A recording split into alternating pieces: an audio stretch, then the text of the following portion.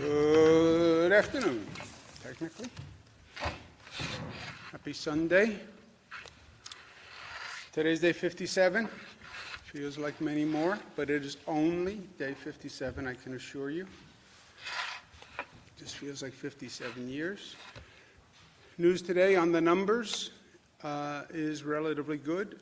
The descent continues, and that's a very good starting place. We are now back to where we were on March 31st, before we started this dramatic increase in the number of cases. We're still watching big questions. How fast does that number continue to come down? First, does that number continue to come down? Because that would be a nightmare if it ticks up.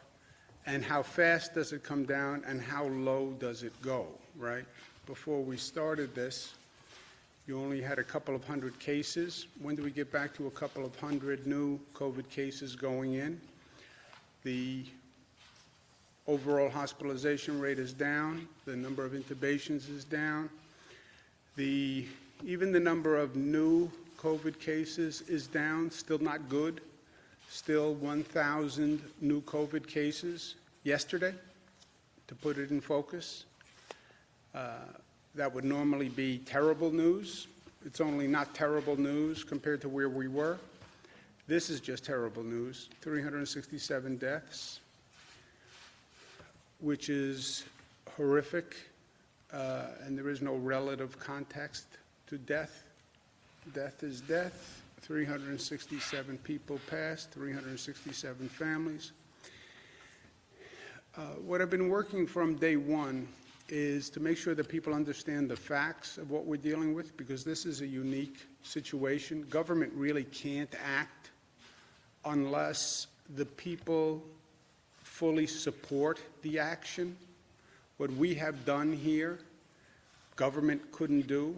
It was a pure function of what people did. So my plan all along has been give people the facts, and if they have the facts, they will act responsibly. But they have to have the facts, they have to buy into the plan, and it really is an individual decision, right? Who's taking care of your health? You are. We're mutually dependent in that what I do can affect your health.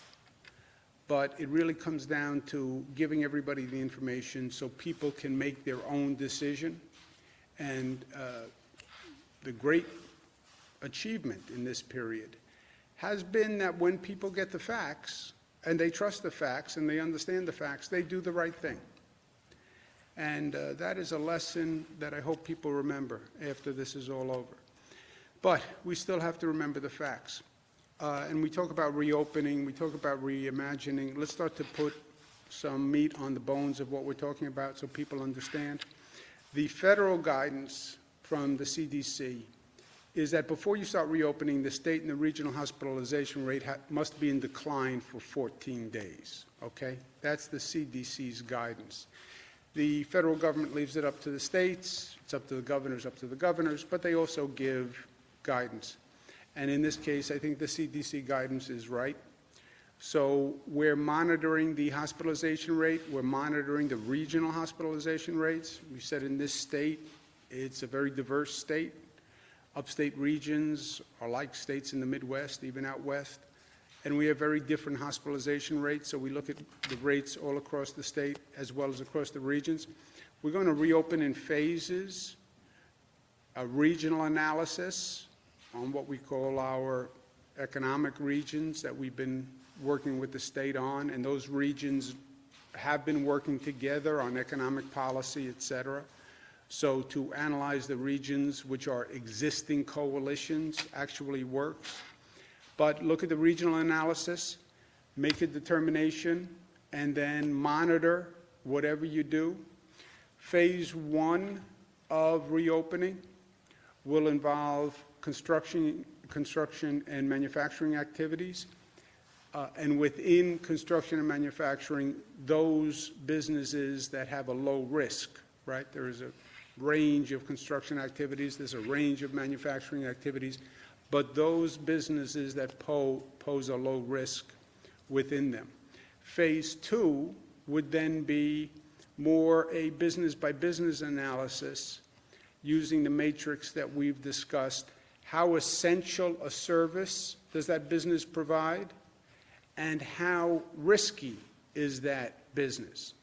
If you reopen that business, how much risk are you possibly incurring, and how important is it that that business reopen? And that matrix will be guiding us through phase 2. In phase 2, when we get there, we need businesses to do that analysis. They have to think about how they're going to reopen with this quote-unquote new normal. What precautions are they going to take in the workplace? What safeguards are they going to put in place? So it's very much going to be up to businesses. Then we're going to leave 2 weeks between phases so we can monitor the effect of what we just did, right? Take an action, monitor. 2 weeks, that's, according to the experts, the incubation period of the virus, so you can actually see if you had an effect where you increase the rate of infection, which you would then see in hospitalizations, testing, et cetera. So everyone understands the overall risk that you start to increase activity, the infection rate goes up, 2 weeks to actually do that monitoring. That's the broad outlines of the reopening plan. And then you get into caveats. One caveat is you can't do anything in any region that would increase the number of visitors to that region, right? You have a whole multi-state region in lockdown here. It's possible that you open something in Syracuse or you open something in the North Country where you now see license plates coming in from Connecticut, New Jersey, people from downstate, all coming to that area because they've been locked down and they're looking for an activity. So that's something that we have to pay attention to. And all of this is done in a multi-state context with our neighboring states, most relevant, especially downstate. Downstate is obviously the most complicated situation. That's New York City, that's Westchester, Nassau, Suffolk, the surrounding suburbs.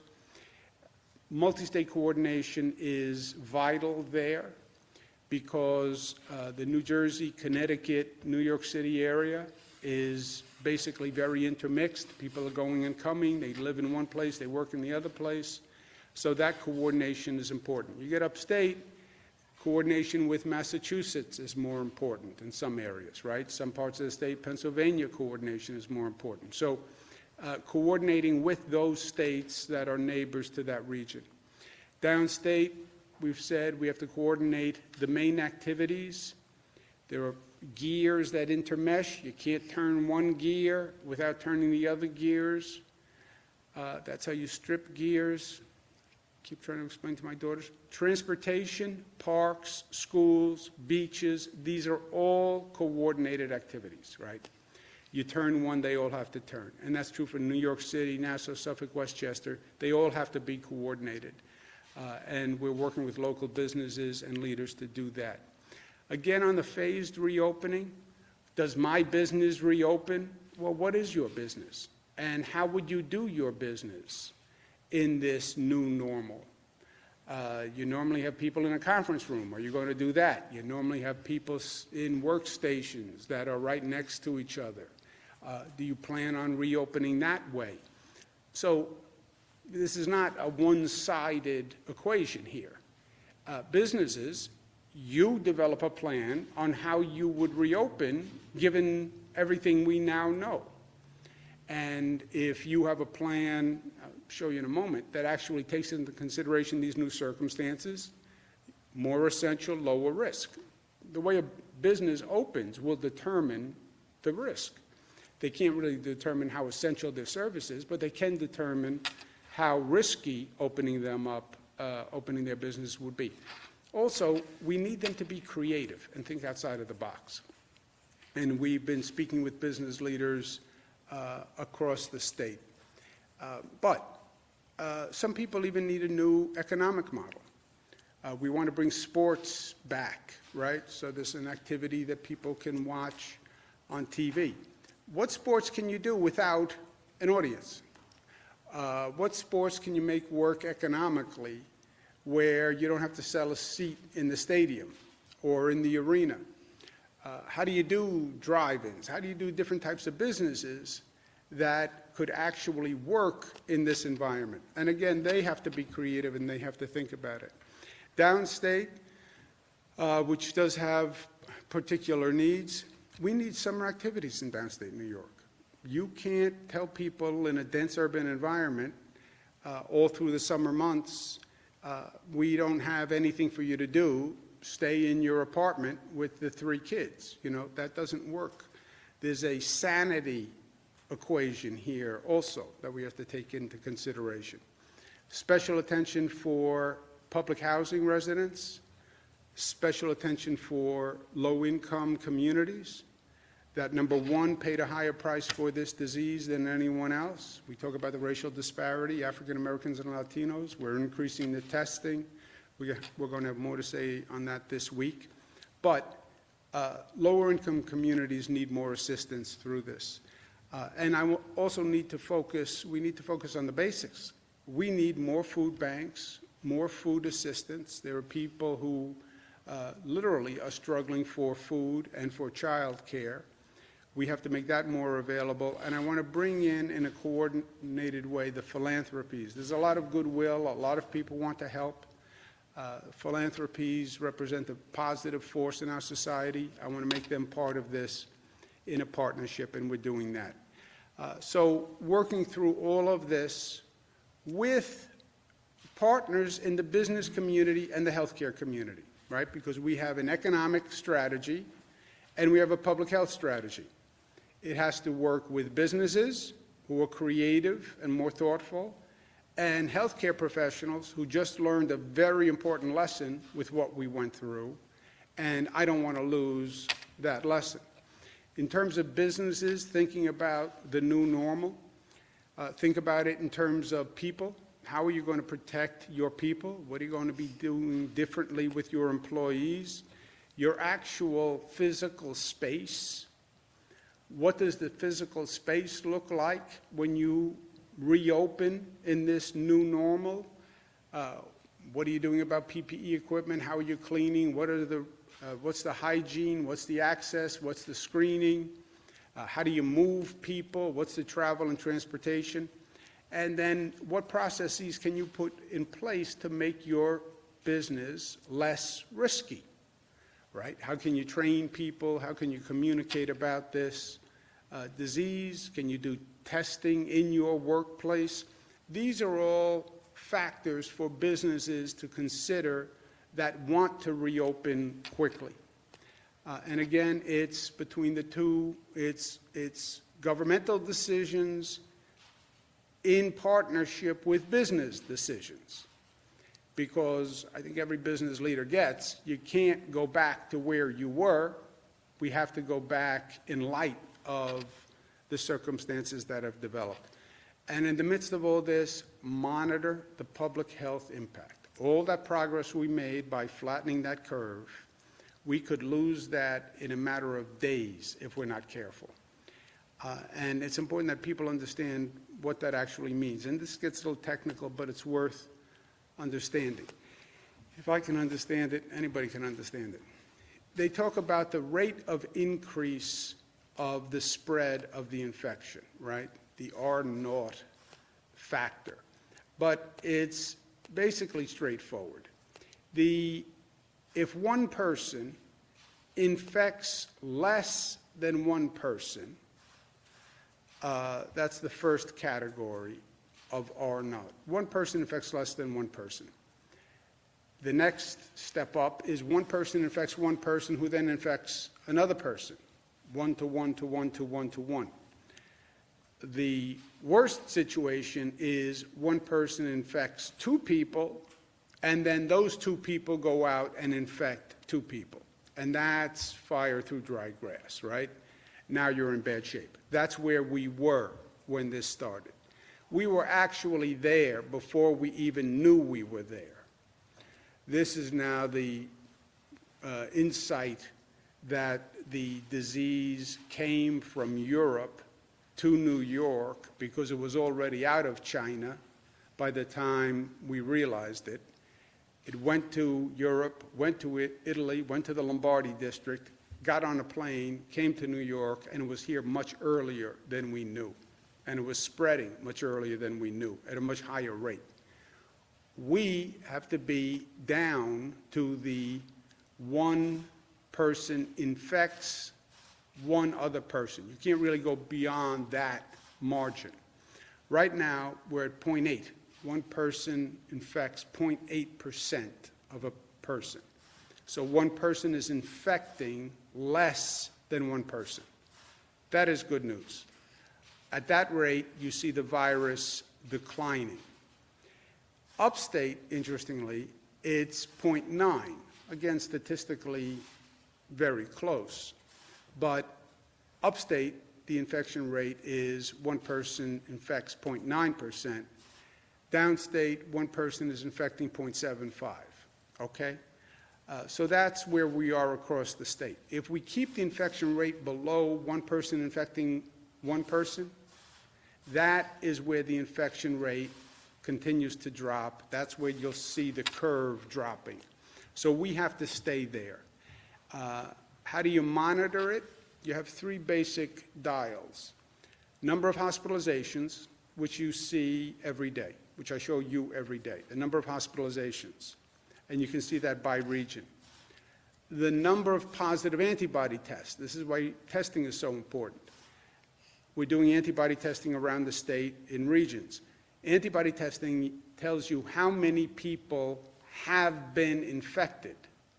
A little bit of a lag because you only have the antibodies after you've had the virus, but it tells you on a lag basis how many people have been infected. The third dial is the diagnostic tests, which are just positive and negative.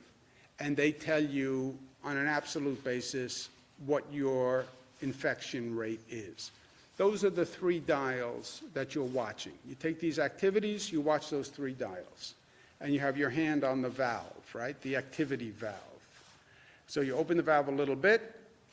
Phase one, watch those dials like a hawk, and then you adjust. That's called the RT factor, rate of transmission factor. What is the rate of transmission of the virus? We're now at about 0.8. You cannot go above 1.2. 1.2, you see that number go right back up again. And we'll be sitting here talking about showing you a chart that showed up, down, and then up again. That's what happens if the rate of transmission gets to 1.2. So this is the balance that we collectively need to strike. I want to get back to work. My kids want out of the house. I need to do something. I understand. We have to do it intelligently, and this is the definition of intelligence in this context. Also, I don't want to just reopen. We learned a lot of lessons here, painfully, but we learned a lot of lessons. And that's what reimagine means to me. How do we take the lessons we learned, take this pause in life, and say, when we reopen, we're going to be better for it. And we're going to reimagine what our life is, and we're going to improve for this pause. Look, even on an individual level, you had time to decompress a little bit or compress for a different set of factors, but I think everybody went through a period where they analyzed their life and what they were doing, and when somebody all of a sudden pulls the rug out from under you and you wind up in a different place, you know, you just see life differently. And I think that's true for most people. Okay, after that reflection, what have we learned, how do we improve, and how do we build back better? Because it's not about return to yesterday. There is no return to yesterday in life. It's about moving forward. It's about taking your experience and what you learned and bringing it to a positive effect. And with that, I want to end on just sharing a story that taught me a lot. There's a tunnel in New York called the L Train Tunnel. People in New York City know it very well. It's a tunnel that connects Manhattan and Brooklyn. And 400,000 people use this train and this tunnel. 400,000 people is a larger group than many cities in this country have, okay?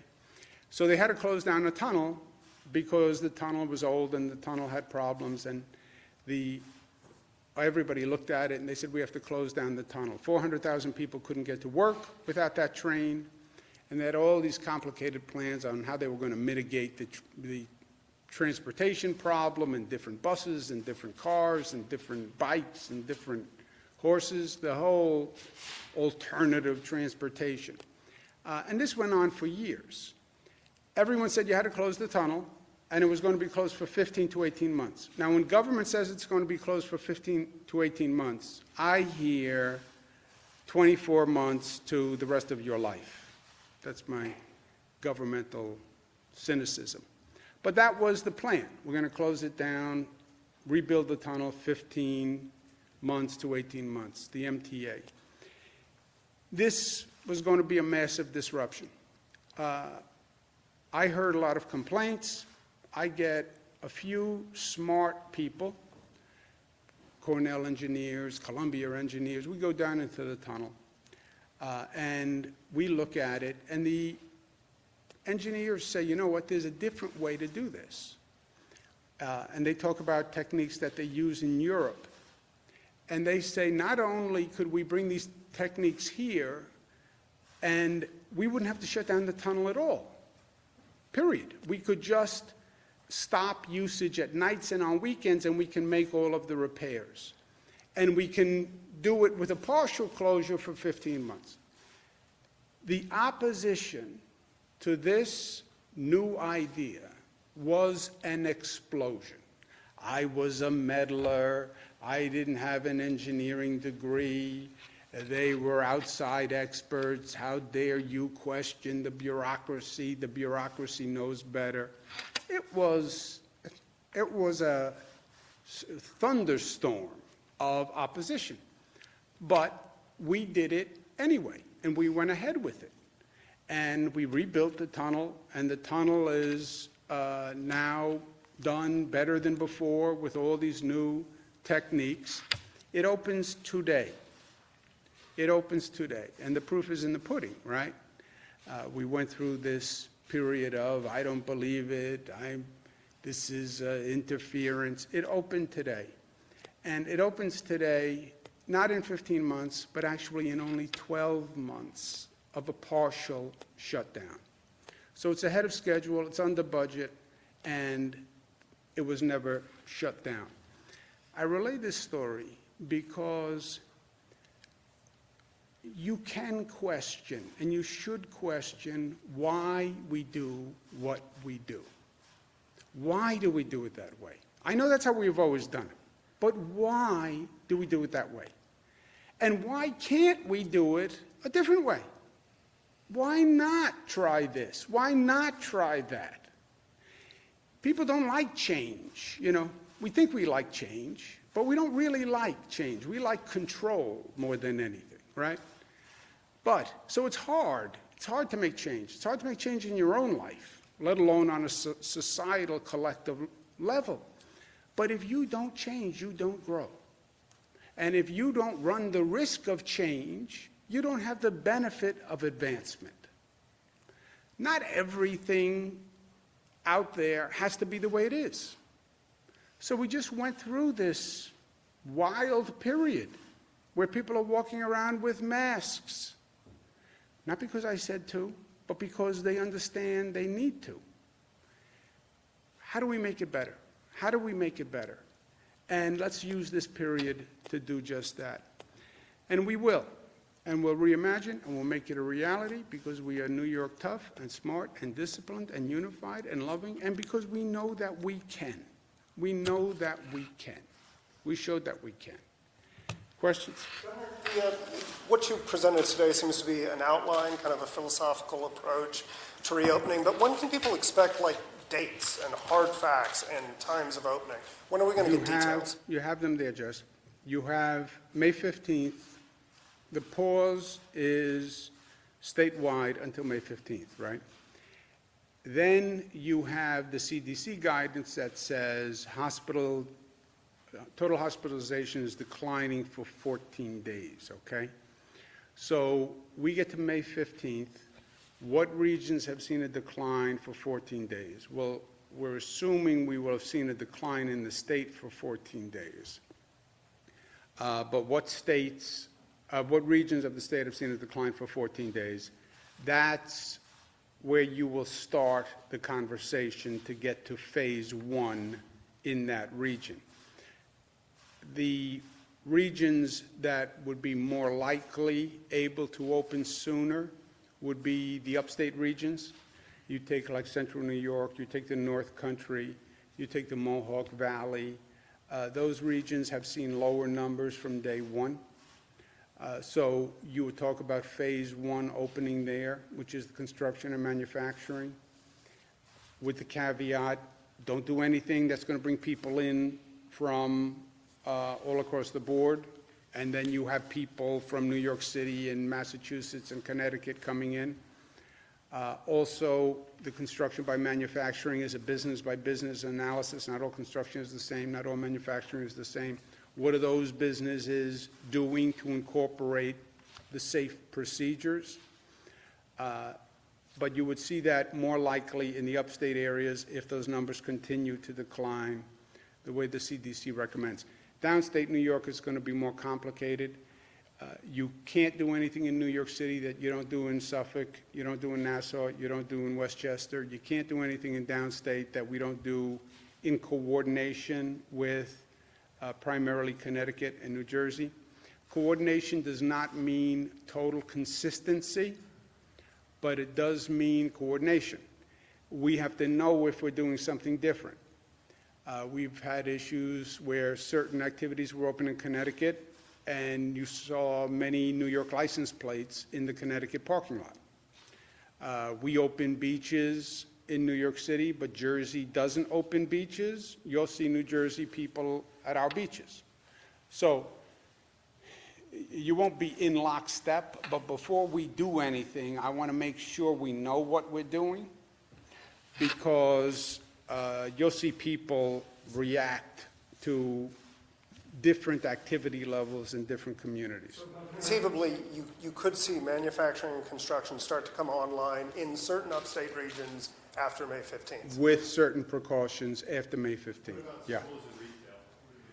Schools are necessary for a large-scale business reopening. So you couldn't really get to a maximum phase two without opening schools.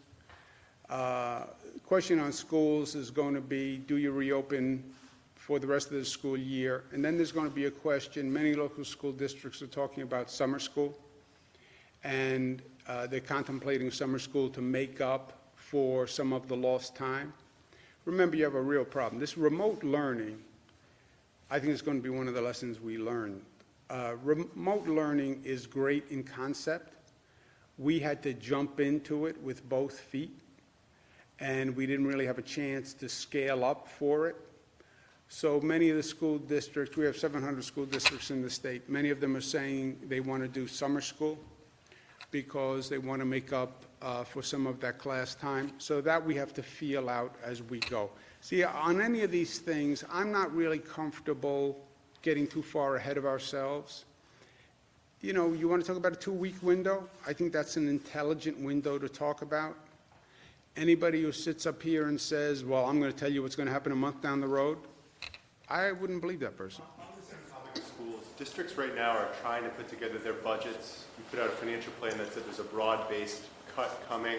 So what guidance for them? What should they expect? Call Washington. 20%? Well, they need to put together a budget. I know they want to call Washington. They get that. You said 20%. Is that the right number? The financial plan doesn't have a number. Rob, what number should they do? Yeah, we said that in the financial plan, it could be up to 20% additional, up to 20% or additional reduction. On May 15th, May 1st was the first checkpoint. On May 1st, we'll know exactly what the revenues are. We'll know exactly where we are with Washington and whether we have more money. We'll release a plan by the middle of May that still gives time for the school districts to make their budgets. So between now and May 15th, we'll have more clarity and more specificity in the financial plan. Right now, we're letting you know, this is where we stand, this is where the revenue picture is, those are the facts, and by the time they put their school budget votes together, they will have those numbers, and we'll have that time. When will the votes be? How will they be done? I'm sorry? Your executive order puts the school budget votes after June 1. Do we know when they'll be, how they'll be done, by mail, by board? Yeah, I don't know. We haven't gotten there yet.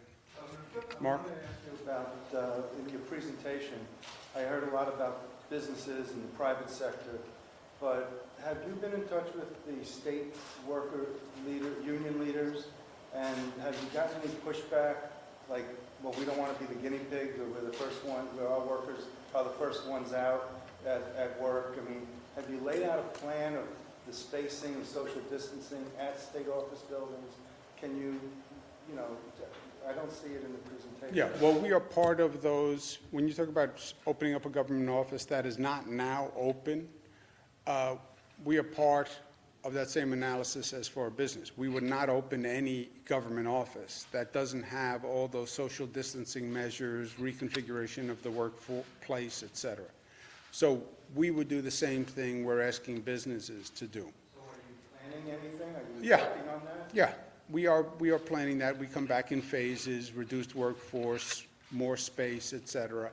And then we have certain functions that are more essential than others also. The same thing I'm asking business to do, we are doing. It'd be easy for me to say every state agency is essential. Yeah, but and every state agency is essential, otherwise we wouldn't have it. But there are some that are more essential than others in a short-term basis. For a business, yeah, every division is essential. I get it. But short-term, do you have more essential divisions than others that you could bring back and do spatial distancing, et cetera, in your workplace? Also, a big factor here that is implicit, I think, but let me make it explicit in case I'm wrong and it's not implicit. The big factor here is what people do. That's been the factor from day one. Andrew, why do you spend so much time going through all the facts? Because I need people to understand so they actually do it, right?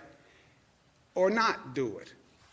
I gave them the facts on why I think they need to wear a mask.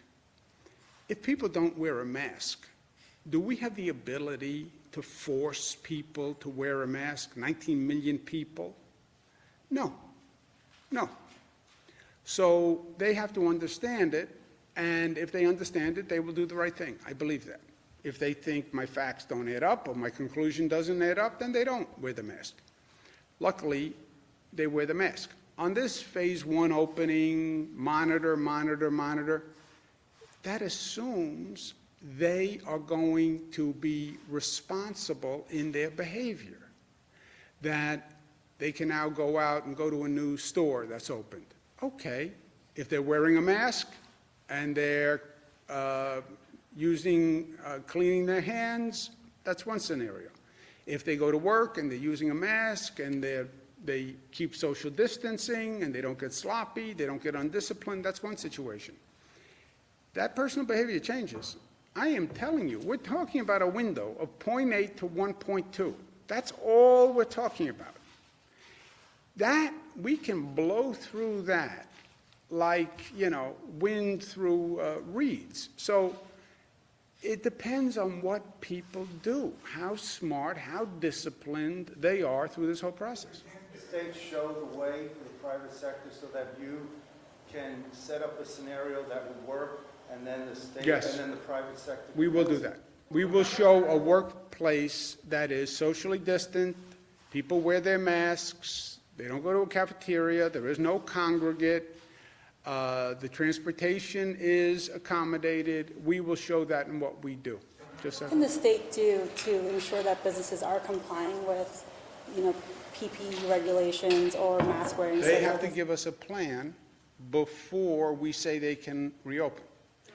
Businesses Yeah, have to we're give us a- talking to businesses now, literally individual businesses. We have groups that have been set up that are meeting with businesses, talking to businesses. Steve Cohen, who's a former secretary, Bill Mulrow, who's a former secretary to me, have been doing this for weeks. They were here at one meeting, one briefing, dealt with your questions, ran away. I don't know that there was a connection between the two. But they have been talking to businesses, coming up with individual business plans, because even construction manufacturing, which are in phase one, yeah, what construction, how will you operate? Manufacturing can be anything, right? How will your business operate in this quote-unquote new normal? And that is business by business. I'm sorry, how will the state keep track of new infections or transmissions while phase one is in effect? Just the way I said, with the 3 dials. You have hospitalization rate, which you know now.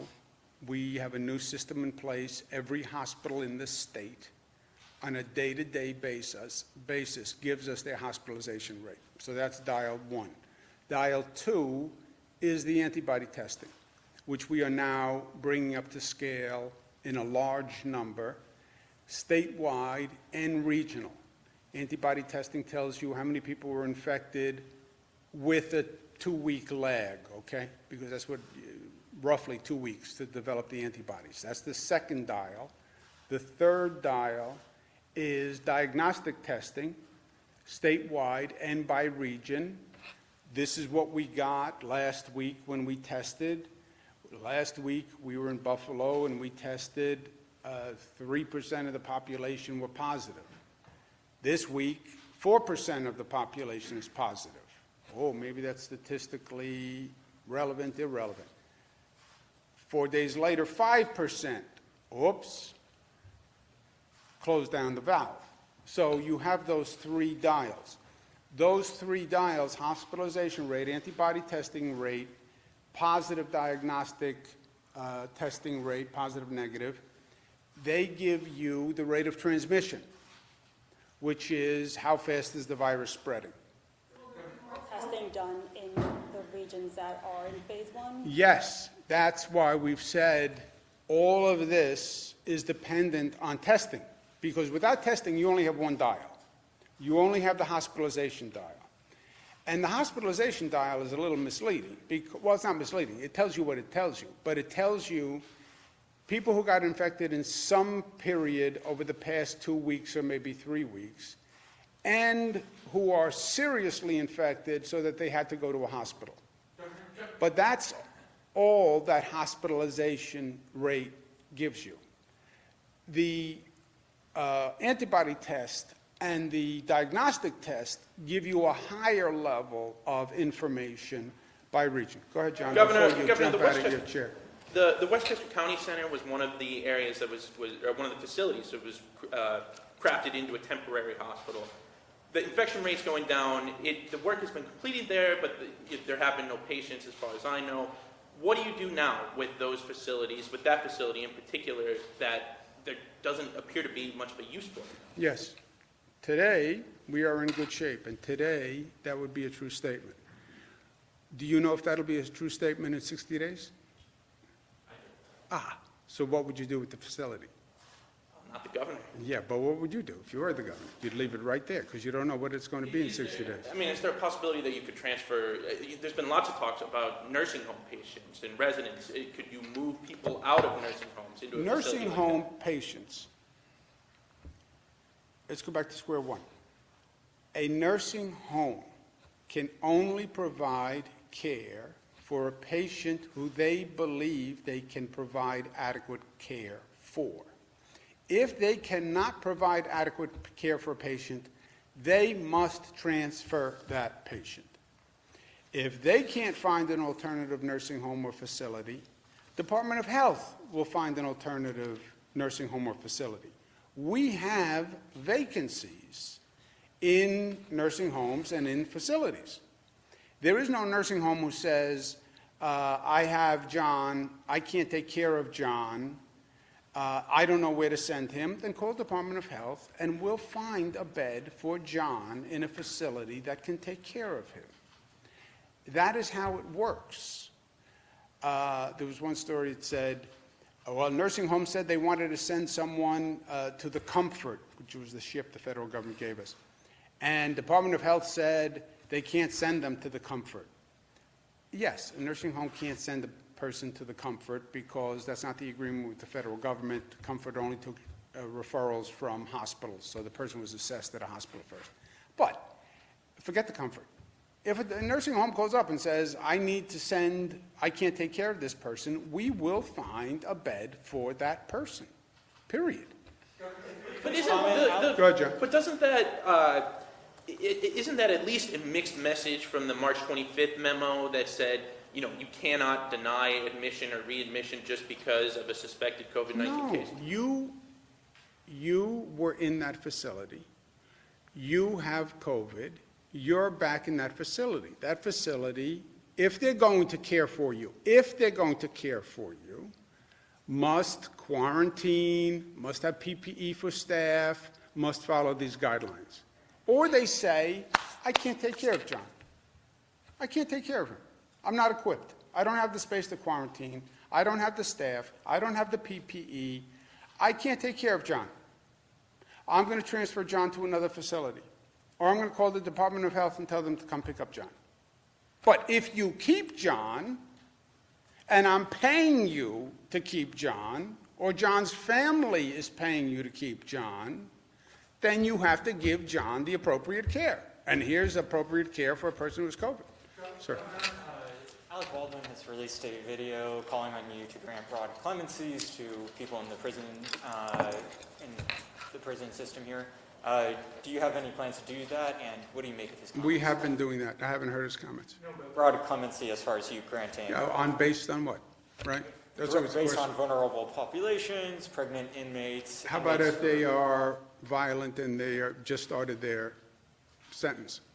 Specifically, the call is for prisoners who are near the end of their terms within a year, or older prisoners. That we've been doing. That we've been doing. To the economy, how can you possibly help farms that are struggling upstate? Obviously, the supply chain is, in a bind right now. Can the state do anything? Yeah, the Department of Agriculture is looking at just that. These stories about dumping milk. I don't really understand what the economic forces are where they have too much. And we've talked to the Department of Agriculture. Look, if there's a way we can buy it, we're talking about food banks in New York City for low-income communities. And then we're talking about dumping milk in upstate New York, right? I don't get it. So that's the exact issue that we're looking at. And if there's a way that the state can purchase as part of these food bank programs, for example, we will do that. One of the things is New York City schools bought a lot of the product from upstate New York because we worked very hard to develop that relationship. Apparently, the purchasing of the schools is down, or it's different purchasing. I don't know the exact specifics. But any way we can fix that, we will. Just a very different topic. Domestic violence, you guys did a hotline and a website. Is there any updates on the data? Are we still seeing incidents go up? Look, we see domestic violence going up. We see apparent trends in alcoholism going up. We see some trends that say drug usage is going up. Mental health needs are going up. Do not underestimate the stress that this situation has created, the abnormal circumstances that it has created. I don't know if I have a job. I'm not getting a paycheck. The bills are still coming in. I see no light at the end of the tunnel. And I'm cooped up in my home, and I'm under tremendous stress, and then I have this added stress of being in this situation that I've never been before in my life. Yeah, that is a toxic mix. So when we talk about reopening, getting people out, some activities, a place where people can walk, just something, you know, I say tongue-in-cheek is the sanity index, but, you know, people need to know that there's an opening, there's a future, that there's hope, that somebody's doing something, and then you need a relief valve just on a day-to-day basis so people have some relief in their lives, some vent. Just about everyone at this point has said that this crisis has emphasized how important healthcare workers are even outside of a crisis. That being said, does that shine any sort of light or add any urgency to the plight of the pensioners of the former St. Clair's Hospital in Schenectady who are frankly dying off at this point? Oh, that's a good point. I do not, I don't know if we can get to that problem with this situation. I'm aware of it. I don't know that, I don't know how we can help those people through here, but it's something we'll look at. Financially, it would be difficult because the state is strapped for cash, but as far as investigating to figure out who's responsible for the disappearance of their money, is that something that should be emphasized, seeing as those people are literal heroes? Yeah, for sure, for sure. Governor, how many? On Monday, she canceled the presidential primary in New York. I'm sorry. Do you think tomorrow the Democratic commissioners of the Board of Elections should cancel the presidential primary in New York?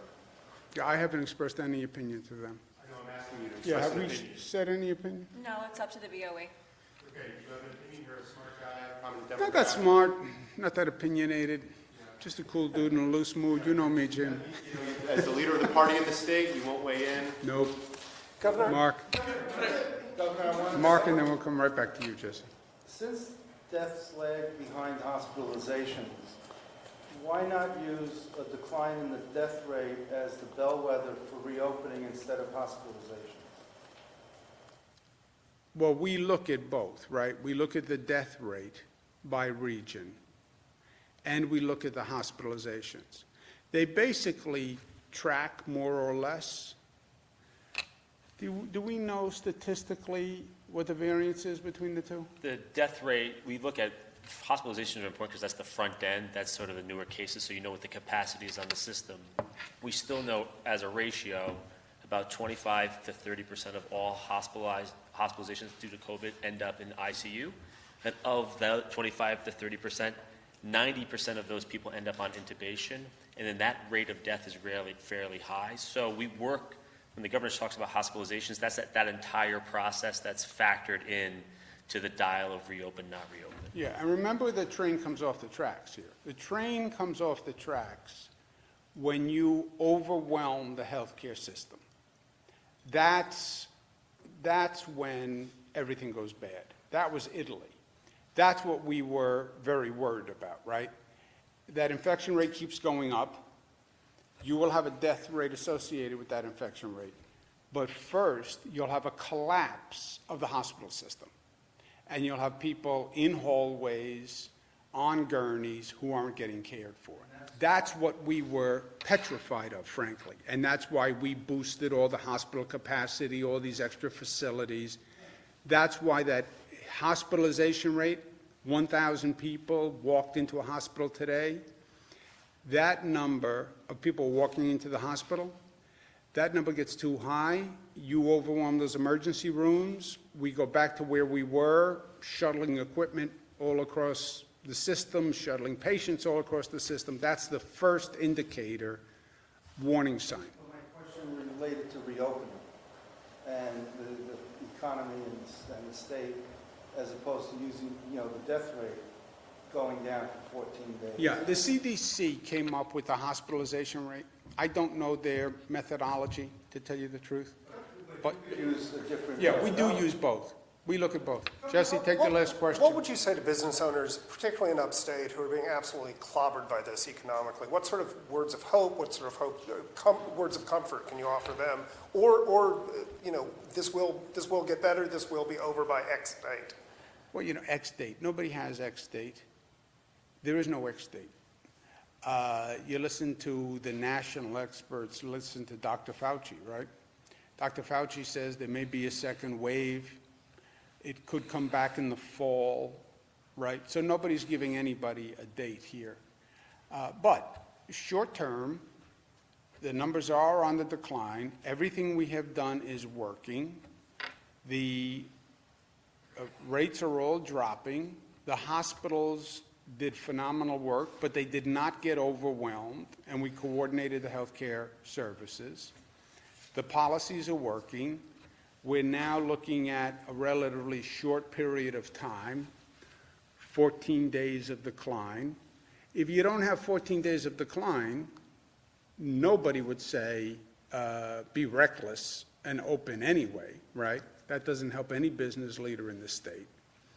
And start incrementally, which is what everybody says. Construction and manufacturing, the piece you wouldn't have, and the business owners who are feeling pain, retail stores, hospitality, hotels, et cetera. That is a more problematic area to open up, even in some of the states that are rushing to open. You see those retail stores, Jesse, they still are trying to figure out how to do that, and they've sort of left it up to some retail store owners are opening, some aren't opening, some let people in, some don't let them in. So that is a complex sector to deal with.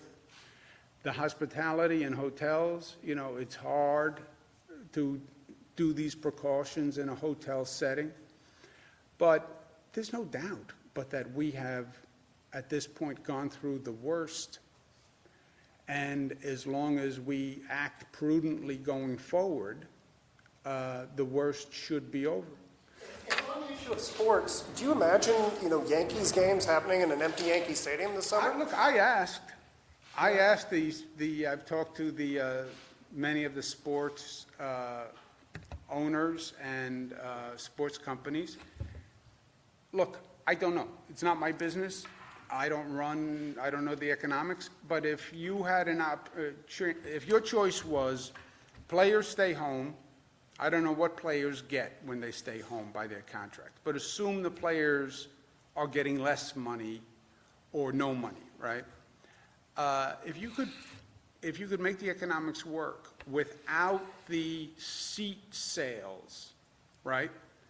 And you could have teams play without the seat sales, but you had televised and you had the television revenue and whatever else went with that, we're in a different place. Be creative, try to figure it out. But if players could get paid more than staying home and owners would get some revenue versus total shutdown, why not? I'd love to watch. Have you spoken to Mets, Yankees, Yes. Mets and Yankees? Yes. No, I've talked to a number of sports owners. I don't want to get into names. But it does depend. I know enough to know the economics of baseball, a little different than the economics of basketball, a little different than the economics of other sports. So it would have to be up to them that they do an economic analysis that says, yeah, some revenue is better than no revenue, and my players are willing to negotiate a contract reduction. And if they could do it, yeah, but everybody has to think outside the box, right? Because there is no box. Okay. Any other legislative measures that you see passed by lawmakers this year? Any coronavirus measures?